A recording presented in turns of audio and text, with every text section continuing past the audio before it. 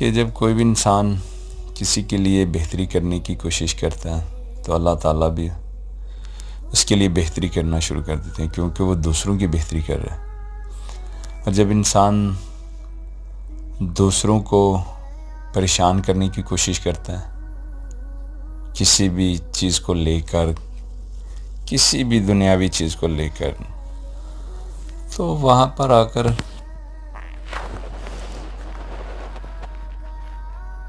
انسان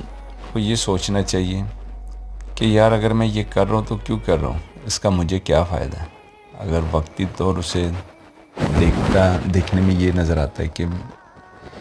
مجھے اس کا فائدہ ہے، لیکن اس کا فائدہ نہیں، اس کا نقصان ہو رہا ہوتا ہے، اللہ تعالیٰ آٹومیٹکلی وہ راستہ چینج کر دیتے ہیں۔ وہ جو آگے جا رہا ہوتا ہے وہ پیچھے کا راستہ ہو جاتا ہے۔